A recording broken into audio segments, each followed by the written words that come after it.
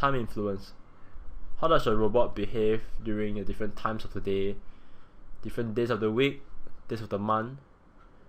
The market behaves in a certain way during different times and dates. So knowing how the market behaves and knowing how your robot behaves in the different times will give you an extra edge over the market. Market adaptivity. Is your robot dynamic? Does it change as the market change? Are you using fixed values for stop loss and profit and loss? If you are using fixed values, chances are your robot isn't dynamic. It isn't adapting. By adapting, what I mean is it has some sort of variables in its rules that allows it to change as the market condition change. This could be simply having an ATR indicator to measure the volatility of the market and setting some rules such that the robot will behave in a different way as the market change. Another thing that you can think about is what we call the switch. You could have a switch in your trading rules such that if you identify the market condition as so and so, then use a completely new different trading rule. And if the market condition switches to something else, change your trading rule again. And this is all done automatically within the robot. Appropriate sizing methods. We haven't gone in depth into how sizing affects our robot, but sizing plays a huge part in the profitability of robot. Sizing means how much to buy and sell at each point of time. So there are basic sizing methods such as a fixed amount of lots per trade. There are other methods that calculates the best amount to trade based on your account size, based on volatility, based on the type of strategies, so on and so forth. Instrument robustness.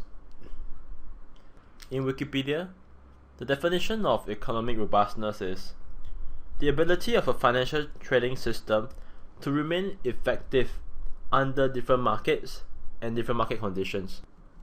Simply put, how adaptive and how well resistant to change is your trading strategy. So if I were to use a different currency, different assets, if I were to put a robot on another asset class, say bonds, fixed income, instead of currencies, will it work as well? That doesn't mean that the robot is better if it's more robust across asset class.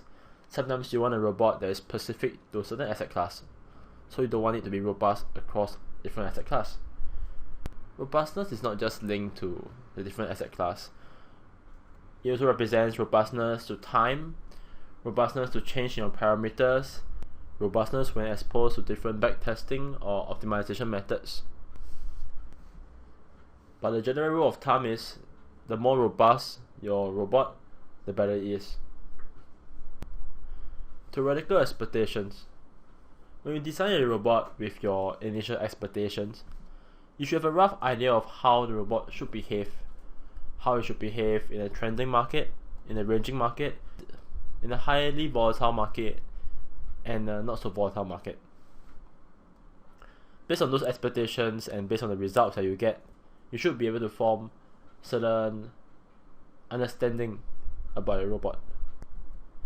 And if theoretical expectations is not the same as your performance, then it's a job of the trader to find out why is that so. Lastly, performance check. What constitutes good performance? Is it just your net profit? The performance of the robot should be viewed in a more holistic manner. How well it performed, how much risk it took for the performance, and how consistent it is across time. All these things do matter.